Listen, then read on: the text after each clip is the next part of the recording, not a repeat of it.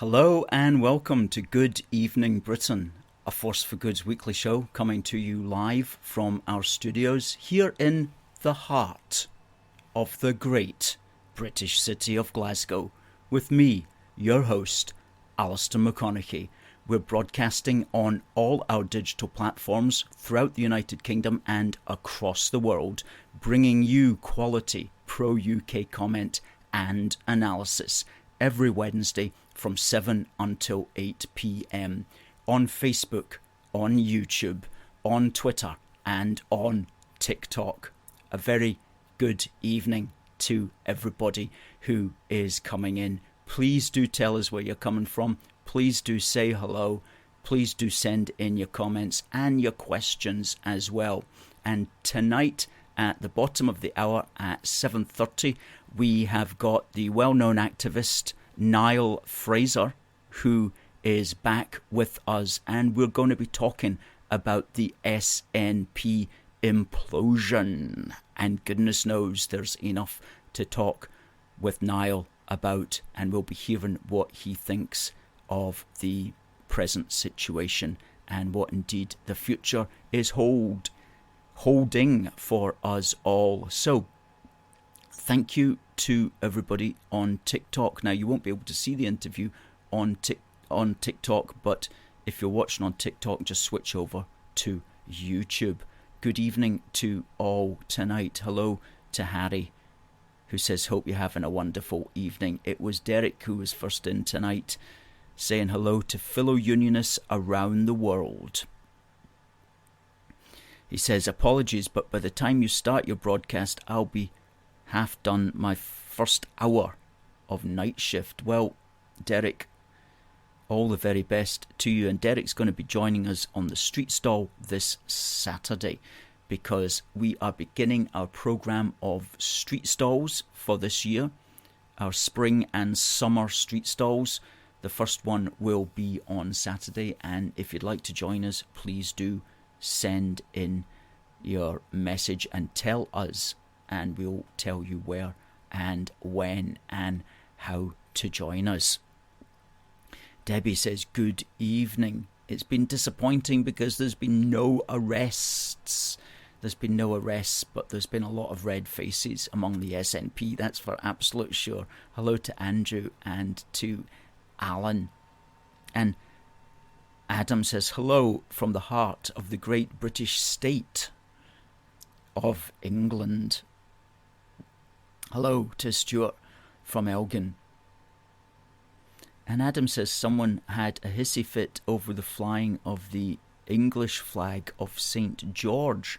Are you referring to somebody who was on, was it Talk TV or something? I saw some person complaining just ridiculously about that.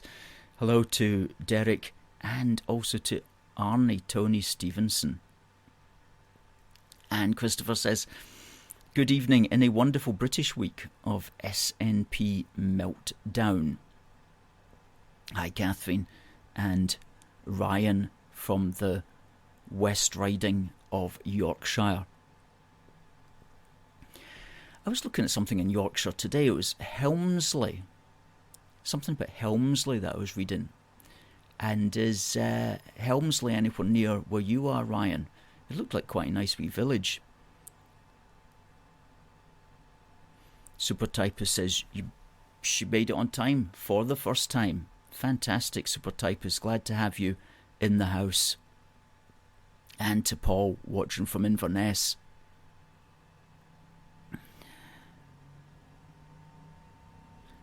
Super Typist,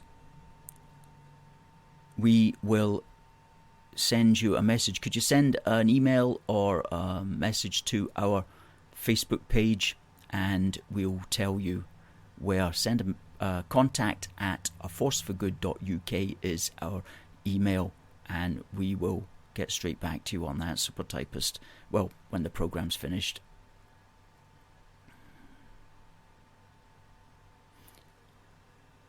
Hello, Kat.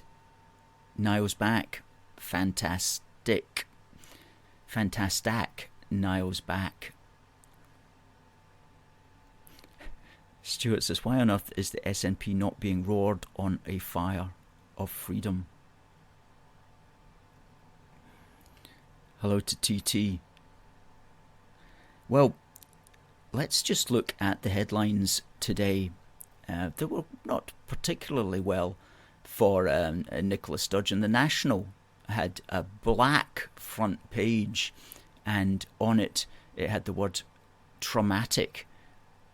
It has been traumatic. Sturgeon speaks publicly about quote-unquote nightmare of police probe for the first time as she makes return to Holyrood.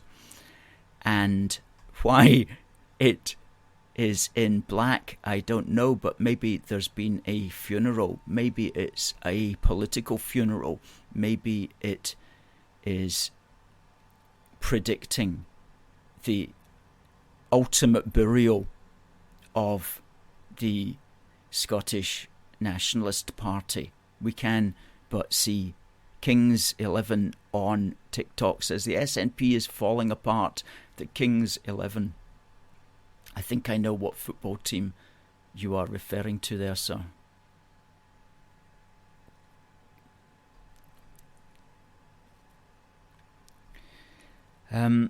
Yes, and there was another one, another front. It wasn't a front page, but there it goes. This I think was in the Mail. Sturgeon. This is beyond my worst nightmare. Nicola Sturgeon yesterday broke her silence on the crisis, tearing the SNP apart, admitting it had been her worst nightmare. The former First Minister said the chaos engulfing her party had been quote-unquote traumatic, and told of her surprise at police arriving on her doorstep to arrest her husband, Peter Murrell. She insisted she has not personally been spoken to by officers and would not be stepping down as an MSP. Well, that's unfortunate. The clearly shaken Miss Sturgeon spoke to journalists in the Parliament for the first time since police turned up at her home. Okay. And what's always lets her off the hook as well is she always stands there and she goes, because this is subject to an ongoing police inquiry, there is of course nothing that I can say particularly with regard to that. You know, she always gets herself off the hook by those few words alluding to the ongoing police inquiry, and it wouldn't be right. It wouldn't be right to me to talk about that. So, and you're like, oh, come on, get this ongoing police inquiry ongoing, so that she does have to talk, hopefully from a little wooden box in a courtroom. Good. Super Typist is going to email us. We'll get back to you tonight, ma'am. And then, of course, there was the whole who told Beattie to remember the motorhome scenario. Now, I don't know if you saw this, but well, we've got a tweet here about the treasurer, Colin Beattie, being the treasurer of the SNP. And yesterday he said, and that's the BBC Andrew Kerr saying that SNP's former treasurer Colin Beattie has told journalists that he didn't know about the SNP's motorhome. He was asked, did you know about the motorhome purchase and did you sign it off? He replied, quote, no, I didn't know about it, close quote. Mr. Beattie then walked away from the group. And there you see a picture of Mr. Beattie and a lady in the background who is his handler. And maybe it's like, if you saw the video, it's like she's like the nurse at the nursing home trying to help this old boy, like, walk down the corridor, basically. And she's like, no, come on now. We've said enough. Come on now. Come on. This way. And Glenn Campbell there from the British Broadcasting Corporation says, I do not understand how the party could acquire an expensive motorhome without the party treasurer knowing about it. You, sir, and lots of other people don't understand that either, because Colin Beattie signed off the SNP's 2021 accounts, which included motor vehicle assets worth 80k. Okay.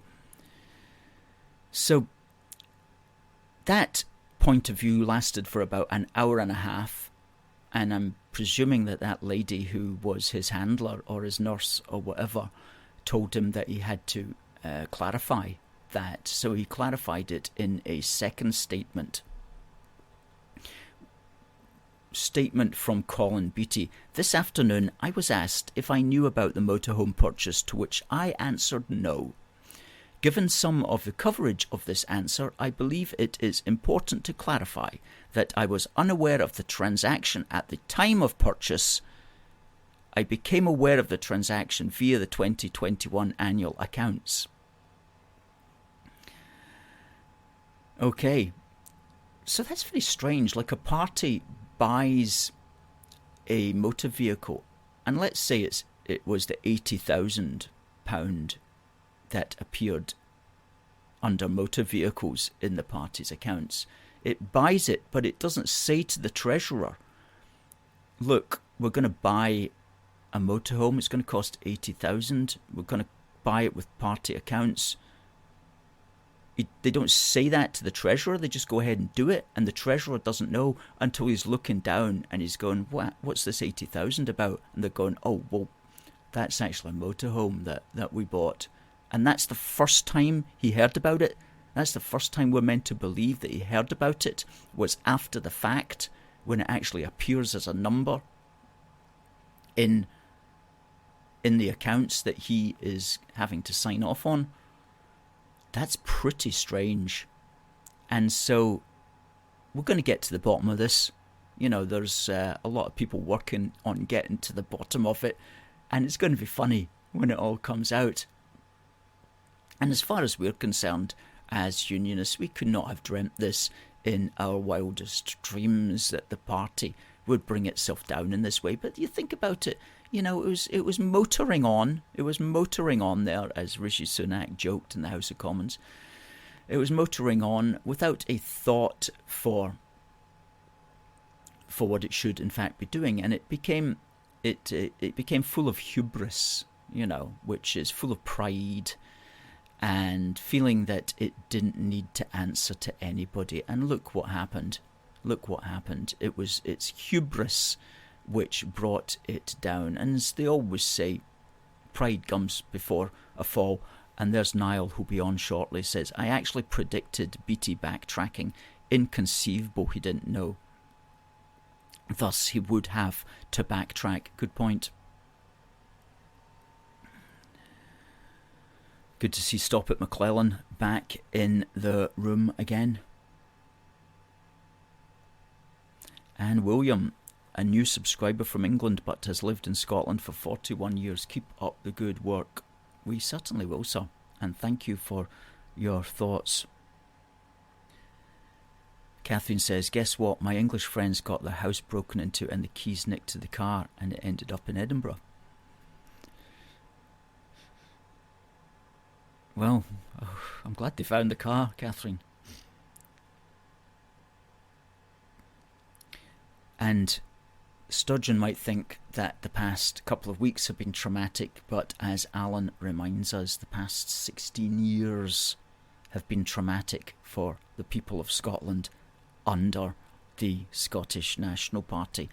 And Niall was talking about an opinion poll that came out today, and we'll talk about that more when we speak to him, but it shows the SNP tanking, literally tanking. Ryan answers my question. Helmsley is in the North Riding, Alistair. Is still considered a part of God's own country. It's nice to know. Yeah, indeed. You could easily forget you had bought a motorhome, especially if you parked it at your granny's driveway. An easy oversight. One good thing that all of this does enable, though, one good thing that it enables, well, before we go on, let's watch this GB News clip from Dan Wootton, who's very good. And this apparently, I think it was maybe last night on GB News or the night before, and it was questioning the transparency of the SNP and how it's not a very transparent party. Let's run this. Development in the SNP finance probe. The Sunday Mail has revealed that Scottish police are on the hunt for SIM cards linked to burner phones as part of their bombshell investigation. Today, the SNP civil war erupted in Westminster as Leader in the House of Commons Stephen Flynn admitted that he only found out the party's auditors had quit 5 months after the event.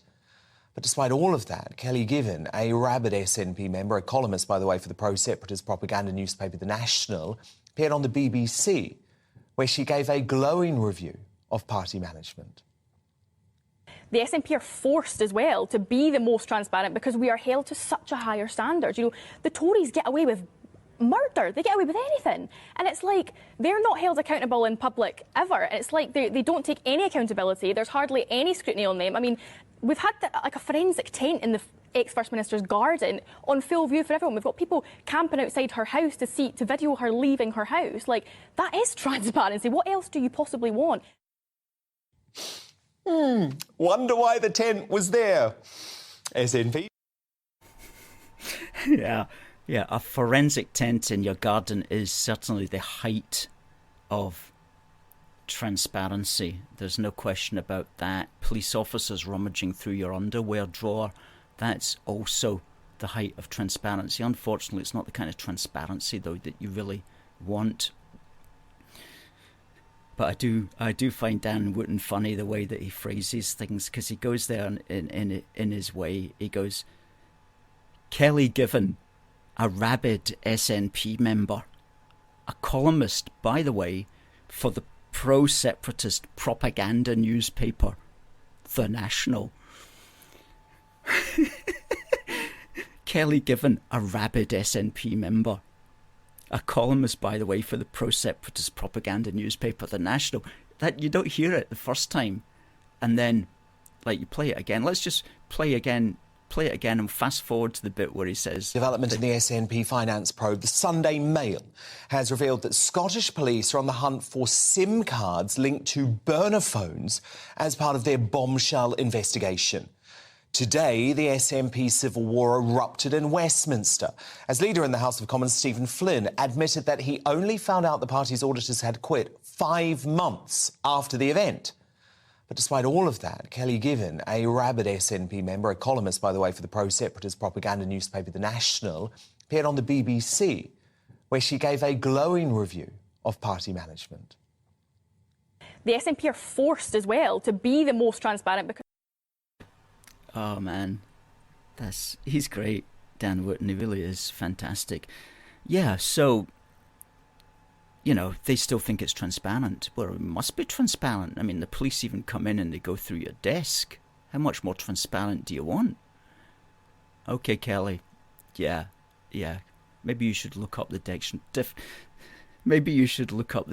definition of what transparent is meant to mean. Anyway, just had to play that. That was excellent. That's on our TikTok, by the way. So please do follow us on TikTok. We get a lot of views every day, and we get a lot of comments on all our videos as well. We get good engagement on TikTok, so please give us a follow over on TikTok as well.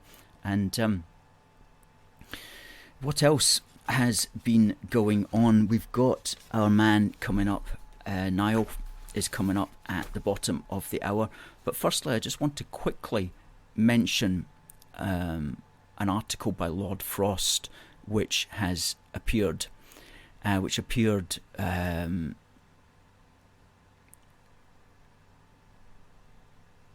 me just bring it in. Here we are.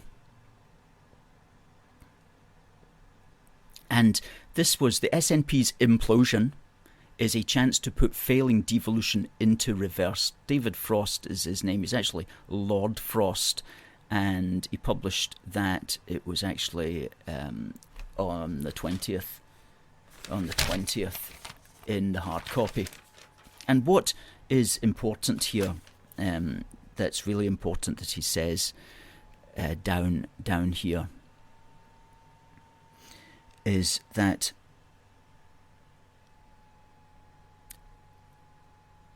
Devolution was about enabling powers to be exercised closer to the people in a more practical and accountable way. Instead, it has resulted in the creation of closed-shop fiefdoms, effective one-party states, a tin-pot amateurish one in Wales, and a seriously dangerous one in Scotland. Let's not forget that most people in Scotland oppose independence, and the SNP's implosion is a chance to put failing devolution into reverse. He points out that we have a right not to have to live with this permanent uncertainty. That's his phrase, permanent uncertainty. And he says, I know I will be told by many that being tough with the SNP is counterproductive. No, we have seen where that gets us. Stand up for Scots who want to live in a normal, settled political culture. Stand up for Scots who want to live in a normal, settled political culture. Speak for Britain and start rebuilding our nation. Well said, sir. Well said. Of course, naturally, the SNP did go into a conniption fit meltdown with that, but they don't really understand what he was meaning, because he was trying to get back to what devolution was intended to do.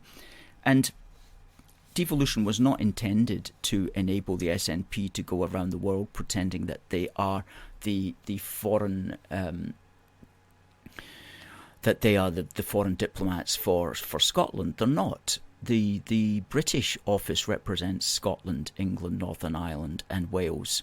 Devolution was not intended to use British taxpayers' money to pay the British civil service to write documents on how to break up the country. Okay? And so this is long past the time when this has to be sorted. Now, I looked at an article the other day, and I realised it was a year ago that Lord Folks had actually written an article and had said that he was going to put forward a private member's bill, which was going to allow the Treasury to veto any devolved administrative plans to spend public money on reserved areas, such as foreign affairs, defence and the Constitution. And that was going to be a private member's bill. And that was going to be introduced last April. However, as we said, that's never even going to get debated. And as it happened, it didn't even get chosen for debate. So that's a year has passed after Lord Folks wrote that bill and tried to present it to Parliament. A year has passed, and what has been done about stopping the civil service in Scotland spending money on the Constitution, on foreign affairs? Nothing has been done to stop them doing that. So a year has gone by and a year has been wasted. But Lord Folks has got the bill. So what we need to do is go to Lord Folks, say, give that to the government needs to read it, and they need to put it through legislation with the 80-seat majority before the next general election next year. Will they do that? Who knows? Now, on this day, which is the 29th of April in 1924, the Chatham Naval Memorial was unveiled at Chatham by the man who would become the future Edward VIII, who was then Prince of Wales. And what this is, it's a memorial, and there are 3 of them, and they're all exactly the same, and they're based at the 3 naval ports of Chatham, Plymouth and Portsmouth. And they commemorate the 8,517 sailors who perished in World War I, and the 10,098 who perished in the Second World War, who were, almost all of whom, buried at sea. And so it was decided by 1924 that they should be commemorated. And that was only, 6 years after the end of World War I. And they were designed by Sir Robert Lorimer, who was a Scotsman, of course. And Robert Lorimer also designed the Scottish Military Museum at Edinburgh Castle. And let's get a couple of pictures up there of the Chatham Memorial. Now you'll also find that exact same memorial, which is fairly intricate and certainly substantial, at Plymouth and at Portsmouth. It's got another angle there from it. There you go, on a sunnier day. And these black plaques are the plaques that include all the names of the sailors of World War I and World War II. And there's an aerial shot as well that we'll just put up. There you go. That's the Chatham Naval Memorial, opened on this day in 1924. Okay, now the if you look that up on Wikipedia, there's a different date for it opening, but we've used the date that the Commonwealth War Graves Commission says that it was opened. So that was the first of those three. The first was at Chatham, and the other two identical are at Plymouth and Portsmouth. Now we've got our friend coming up in a couple of minutes. Stuart says devolution has ruined Scotland. William says we need to keep useless in power, as he is the best advert for keeping the Union. Dunfermline City resident forever. And Paul comes in, there's enough chaos in the world. The United Kingdom is precious because it is still stable despite the efforts of the advocates of chaos and division.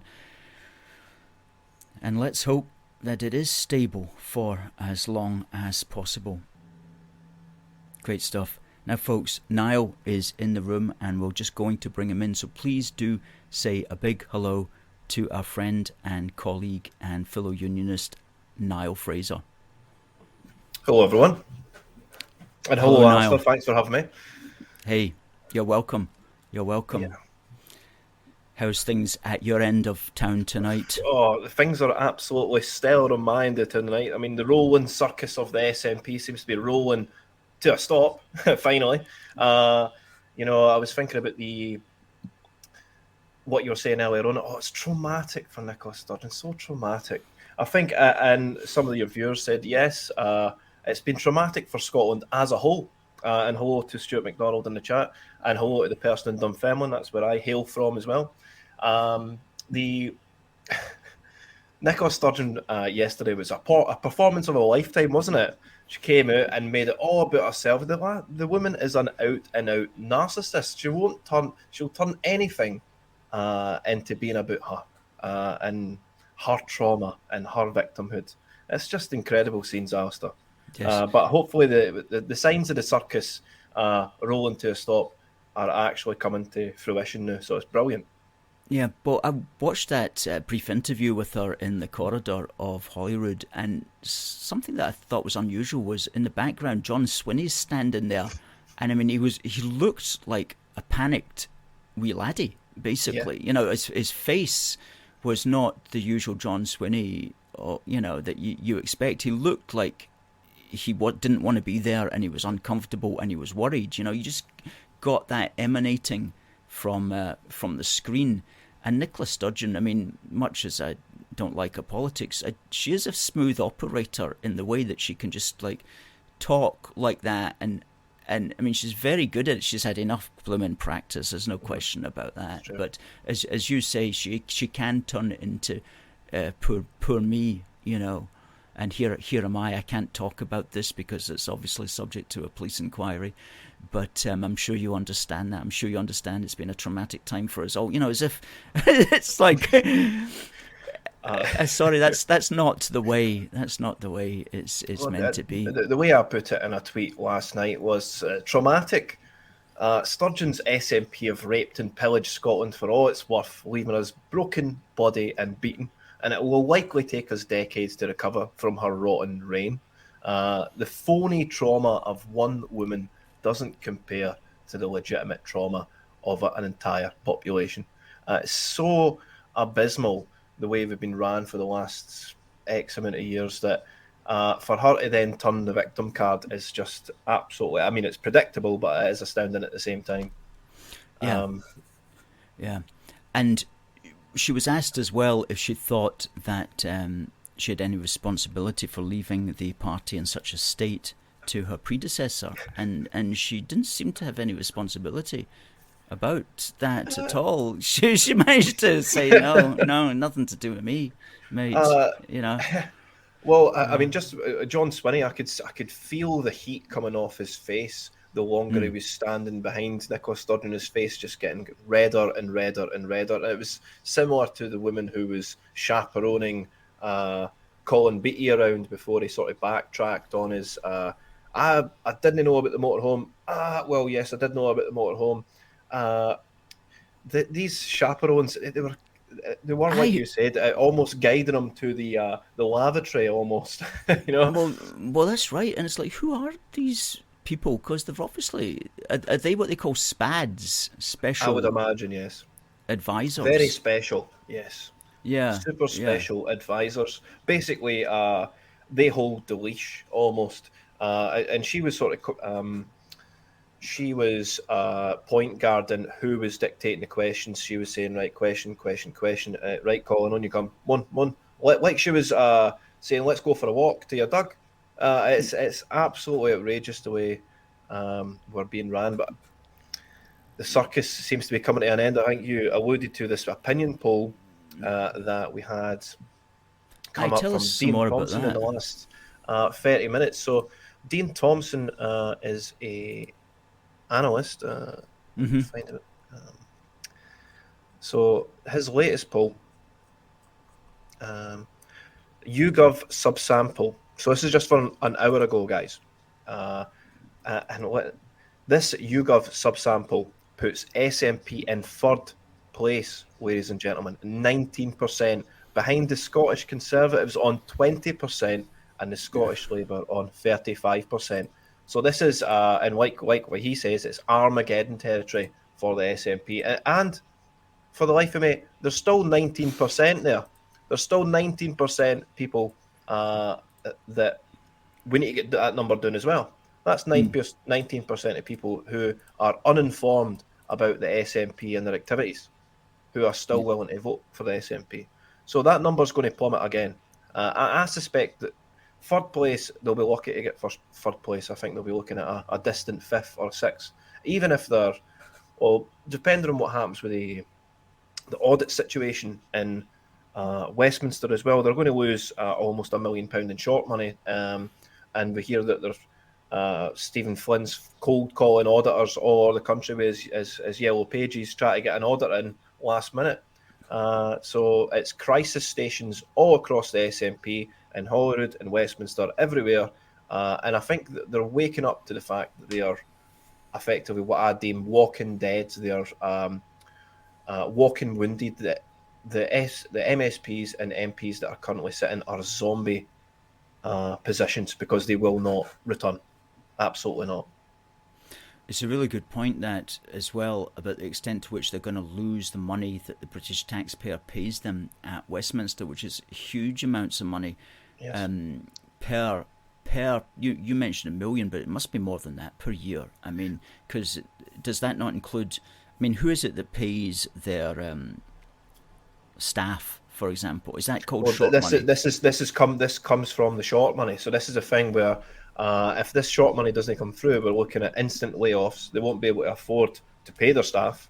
And I mean, that's the only thing that the SNP have ever had going for them, is paying their army of sycophantic, sort of dogmatic political mercenaries. I was talking about these influencers the other day as well. The figures came out of a Freedom of Information request.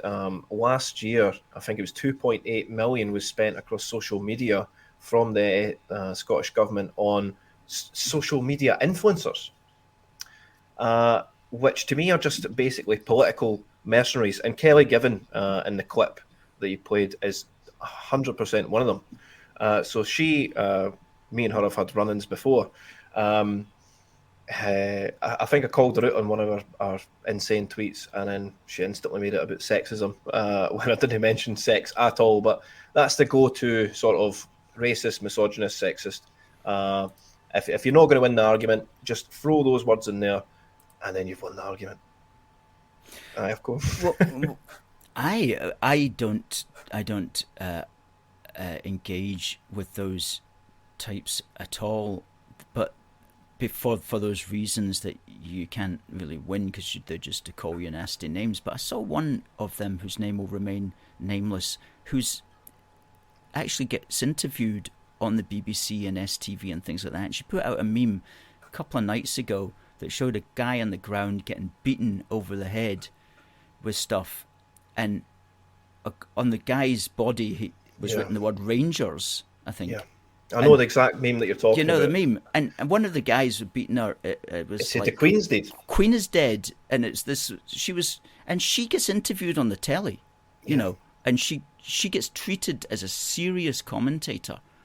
And you and I, as far as I know, we haven't yet appeared on the BBC for our considered opinion, which is considerably more cultivated than hers.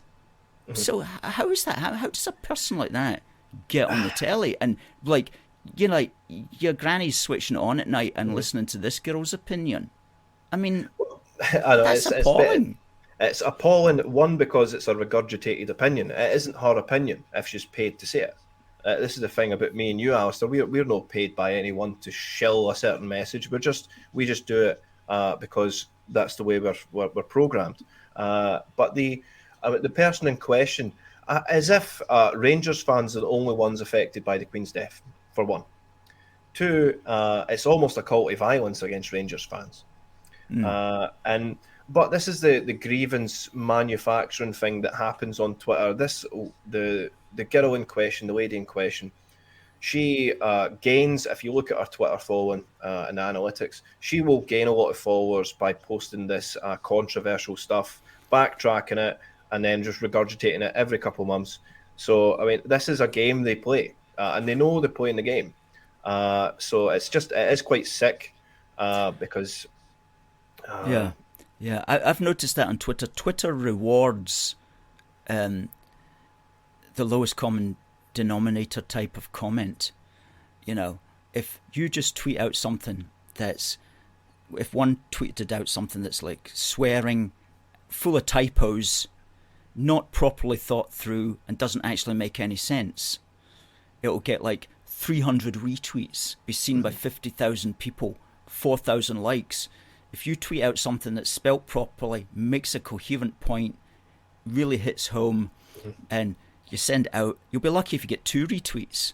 You know, that's been our experience. You know, we've built up a following, but we are kind of, I don't know if we're shadow banned or whatever, but we don't get... I know if I just started swearing and spelling words wrongly, our tweets would probably do better. Through the roof, Alistair. I think that's the game. It's a game you need to start playing. I've done a similar thing with the Sandyford protest, and where I purposely got wrong Castle Grayskull. So they said, I said that the Sandyford was like Castle Grayskull, the evil place, knowing that Castle Grayskull was the home of the good guys. So then I got all the trolls saying, "Oh, you don't even know your He-Man literature," you know, just to get a wee bit extra sort of comments on Twitter. But this is the types of psychological games that you play on Twitter. But it is really funny, just winding them up. It's a good point. It's a good point. But you're on Twitter, twitter.com/Niall Fraser.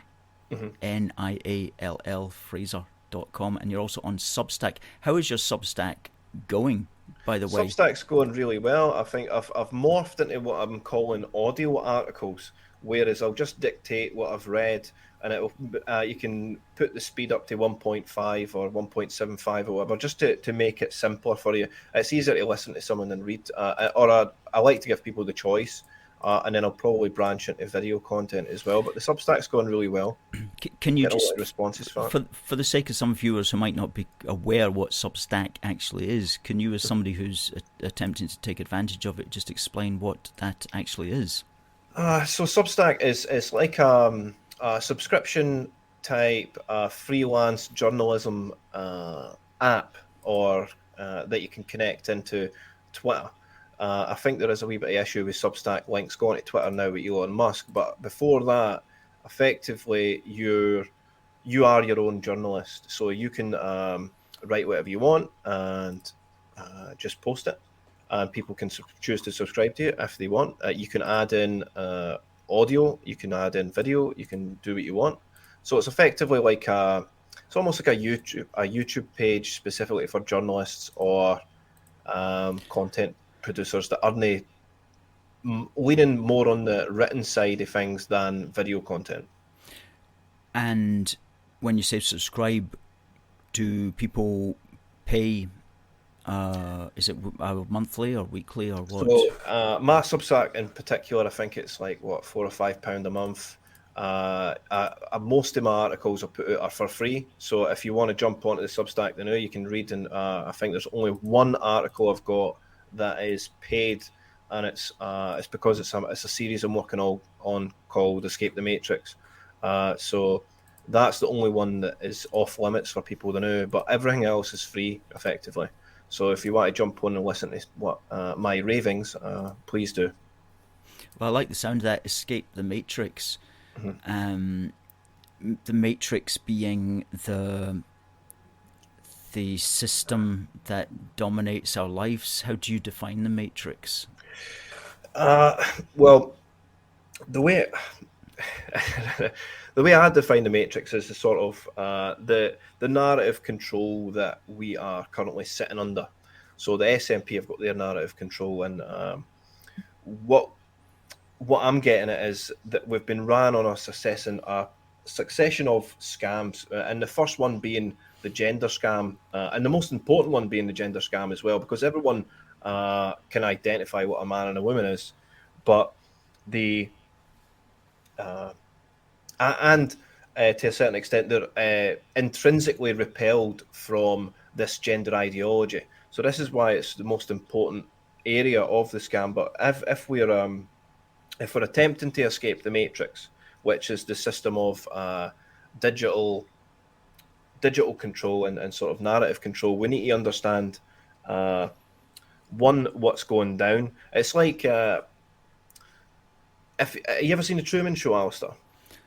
Oh yeah, that's some film. I was advised by a colleague to watch it, mm-hmm. and it's like what we were subject to for those 2 years just recently. Mm-hmm. So the Truman Show, for me, it's like it's one of the best films ever made, and how does Truman escape the Matrix? So Truman escapes the Matrix by understanding that he's in it. So this is a problem. We need to come to understand that we're in this sort of paradigm before we can escape it. This is what I'm getting to in my 3-part series.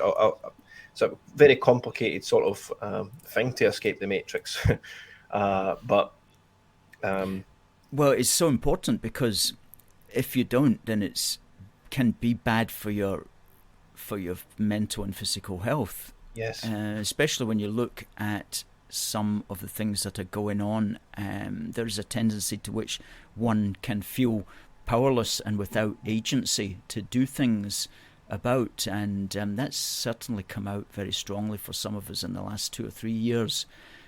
And when you see things that other people don't necessarily see, it can be a bit of a burden as well. And you need to figure out how can well, you say escape it, or be in the world but not of the world, as the biblical injunction has it. So I suppose it's something that many have suffered with from the dawn of time, since creation, but it's certainly something that seems to be becoming ever more important in the last few years. It's just, I don't know if something's changing in the atmosphere or what, but you just feel crikey, the time, and the more and more people are like this now as well. More and more people are coming to these sorts of realizations that something's not quite right here. So it's great to hear that you're putting your brain to that. That would be a considerable piece of work when you've got it done. It's I keep going back to the film, but it's like you get on all these clues. In the Truman Show, you've got obviously it's just one man, and then the whole set, the whole studio is actors. but then he starts to see wee things and pick up wee things. And I think for us, the wee things that we're picking up is this gender bill, is the failing justice system, the blatant lies we're being told about biological sex. This is our version of the actors in the show. You know, these wee things that we're saying, this doesn't quite go with the reality that we're living in. In fact, it's totally opposite to that reality we're living in. So it's understanding these wee intricacies and then sort of pinning them all together, and then understanding the wider picture in order to escape the matrix, like Truman does in the boat. Yeah. Well, just talking about the gender thing there as well, and I watched Tucker Carlson, who gave a speech a few days ago, and he mentioned that, and he said that's not something that's any more part of just normal political discussion. It's beyond that. You know, it's something that's, it's not, oh, this is just a left-wing thing or a right-wing thing or whatever, and we can debate whether this is right or wrong. This is you're basically trying to change humanity. You know, that's taken it to a whole nother level.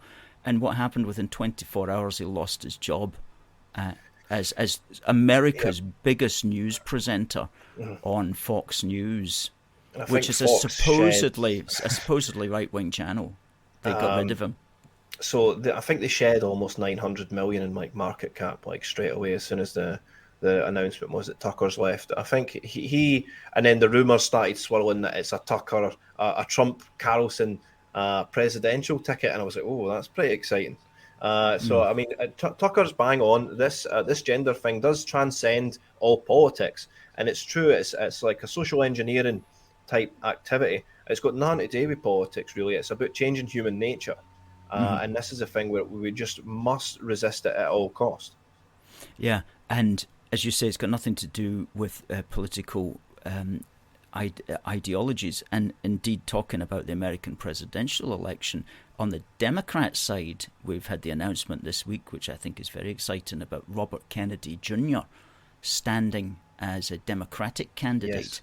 And I mean, some of the stuff that he's saying, his speech is was incredible, fantastic. Incredible stuff. And he's talking, of course, about the trying to always figure out a way of saying this word without the YouTube algorithms picking it up, but the sort of things that you put into your arm with the end of a needle.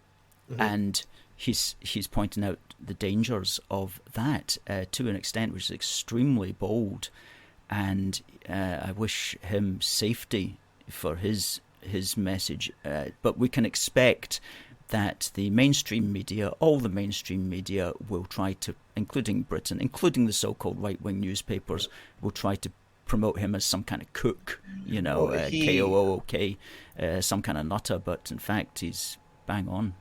He said in his speech that he was going to scatter the CIA to the winds, and I think if you look back in history, I think his relative was shot for that. Well, arguably both his relatives. Yeah. But so he's very brave as well for doing that. He's extremely brave. So I wish him the best in his efforts as well. Although what we'll probably get, of course, is Joe Biden winning again, but this time with a 300 million majority. Yes, that's what I think. There'll be more votes cast than the population of the USA. Yeah, and it'll win by a landslide. It's similar to the desolation that's going across America.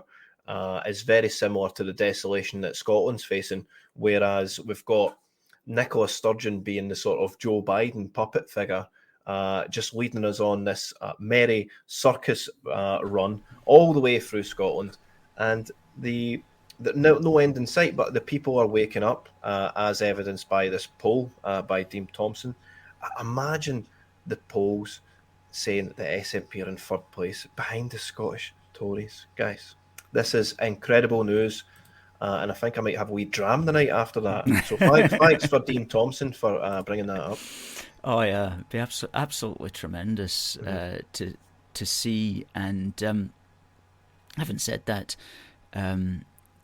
time changes everything, and things can go south for us all very fast. In fact, was it who was it I saw today? Was it? Yeah, it was actually in this article that I quoted earlier from David Forst, and he said that probably Scottish nationalism is no lower than 30%. Yeah, certainly a hardcore 25%, I would say. But he says that is enough to keep nationalist parties significant players in Scottish politics, indeed the leading players if their vote does not split between SNP and Alba. And if Yusuf becomes a tartan Liz Truss and Kate Forbes returns, the mood could change quickly once again. And that's the thing with politics, is the mood can change quickly. Yes, the wind's ever changing us. There's such a fast pace up here in Scotland. It's every single minute of every day. It seems there's a new twist, a new plot twist in the ever-going saga of Scottish politics.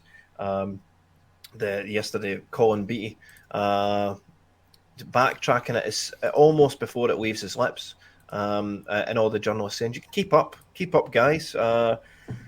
Yes, exactly.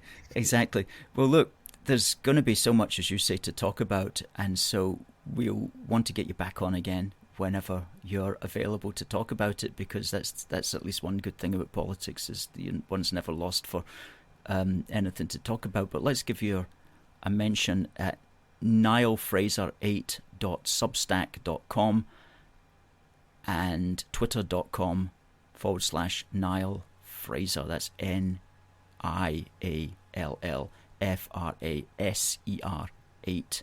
Twitter.com, Niall Fraser8. Good stuff that you put on there.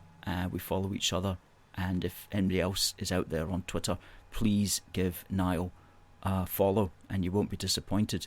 Niall, thank you very much for coming on the show tonight, and for your wit and wisdom.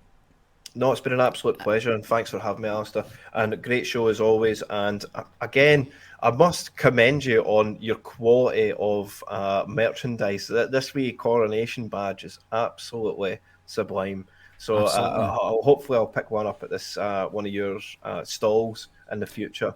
But yes, it's absolutely gorgeous merchandise. So I can't commend you enough. Great stuff. Well, thanks. And we'll be having a street stall in Glasgow this Saturday, folks. And if you want to join us, do send us an email and we'll tell you where. Okay, now we'll say good night. All the best to you. Good night, folks. Cheers. Fantastic. That's Niall Fraser. Thank you, Niall, for your comments. Now, talking about things coming up, we have got, of course, the Coronation, which will be on Saturday, the 6th of May, and we are aware of grassroots organisation among people who support the monarchy, who are basically all going to be gathering in George Square after the Coronation from 5 p.m. on Saturday the 6th of May. Celebration after the Coronation, George Square, Glasgow, from 5 p.m. Okay, and we are going to be there. Okay, a Force for Good is going to be there, so we'll be there. All our colleagues who can, please do come along, and we are going to create some good visuals and some good optics as well. Sorry I wasn't able to get to all your points of view. Next week we'll be back on the 3rd of May. If you'd like to join us at the weekend, send us an email. We'll get back to you about our street stall. If you'd like to join us 2 Saturdays from now at the Coronation celebration in George Square, please tell us and we'll give you the information that you need to know, or just come along anyway. Great stuff. It's going to be an exciting 2 weeks moving forward, that's for sure. So folks, it just remains for me to say, God bless the United Kingdom and God save the King. See you next week.